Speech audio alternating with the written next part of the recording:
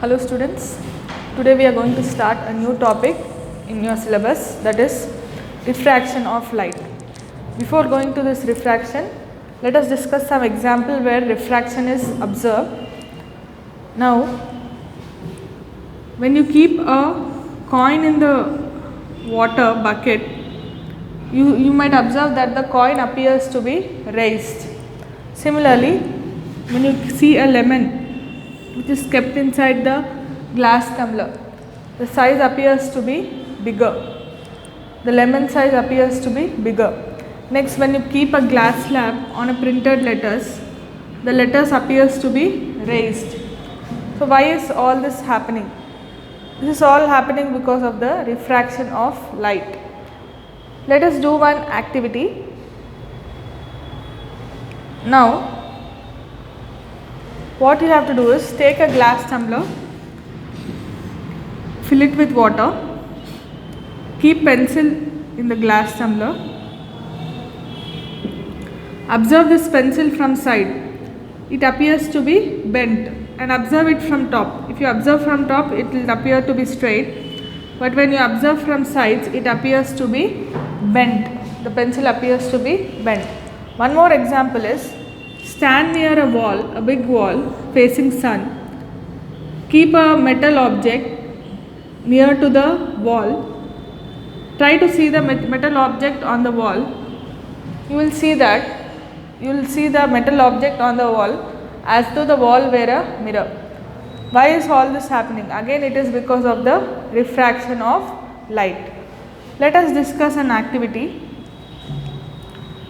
Now, let us say there is a bucket or a shallow vessel.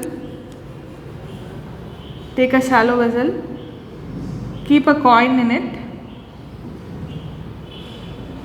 Try to move away from the coin till you are not able to see the coin. Now, ask your friend to pour water in this vessel. Now, when you pour water in the vessel, at the distance where you were unable to see the coin, now you will begin to see the coin.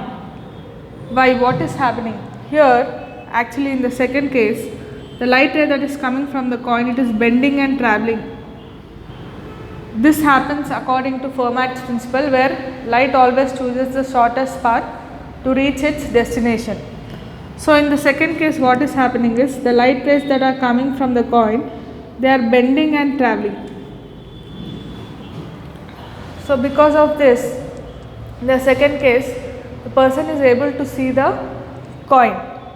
This phenomenon of bending of light rays, when light travels from one medium to another medium, this is called refraction of light. Here, when it bends, the speed of the light changes.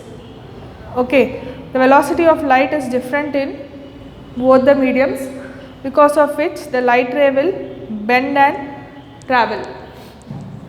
This phenomenon is called refraction of light. Now, how does the light ray bend? That we shall discuss in detail. Let us say you have this tumbler. Light, whenever it moves from, let us say this is incident ray, this will be refracted ray, and let us draw a normal at this point. This is angle of incidence and this is angle of refraction. Now, whenever light ray moves from rarer medium to denser medium, it will bend towards the normal. Whenever it moves from denser medium to rarer medium, it bends away from the normal. That is what you have to observe here. Whenever the light moves from rarer medium to denser medium, it bends towards the normal. Whenever light moves from denser medium to rarer medium, it bends away from the normal. That's about this session. We shall discuss some more topics.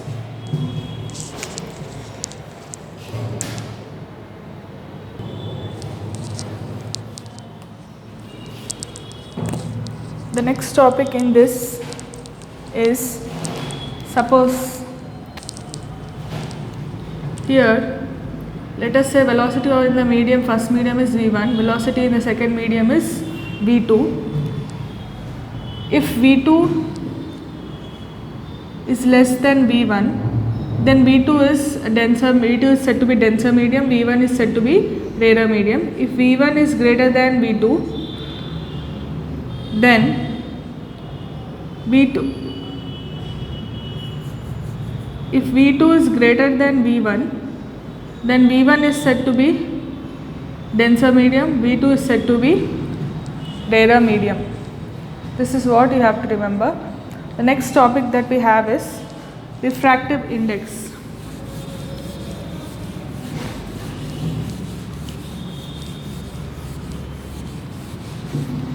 The next topic that we have is refractive index.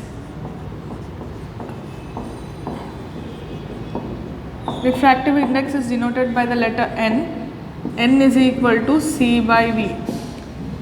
Now, what is this C? C is nothing but velocity of light in the transparent medium.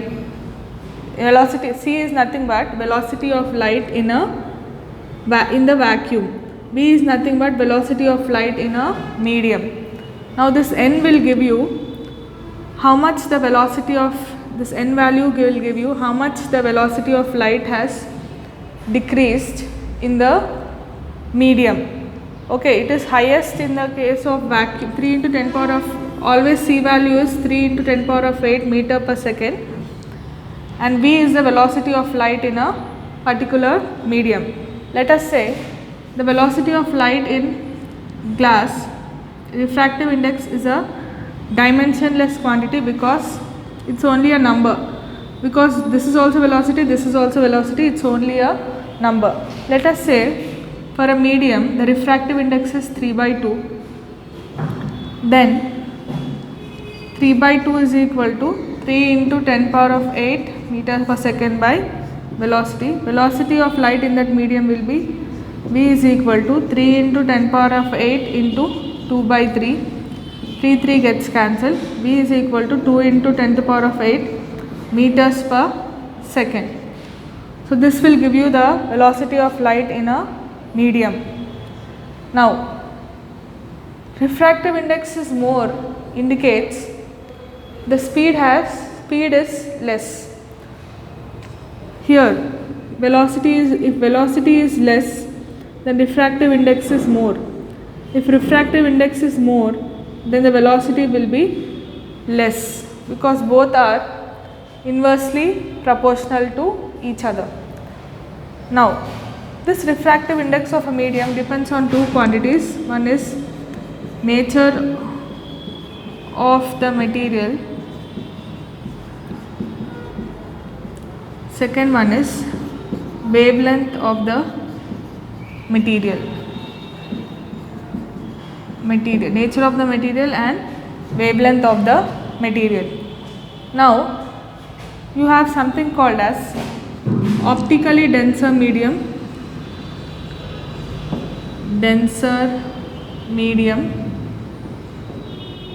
Optically denser medium is nothing but if the velocity of light is less in this medium, it is optically denser medium. For example, if you take kerosene, the velocity of light in kerosene is less than the velocity of light in water. Although water is more denser than kerosene, velocity of light is less in kerosene compared to water. Less in kerosene compared to water. Although water is more denser, physically more denser, this shows that kerosene is optically denser. You can say that kerosene is optically denser medium compared to water. Optically denser medium is different from the density which we consider. Okay, that's about this topic. We shall continue the next topic in the next class.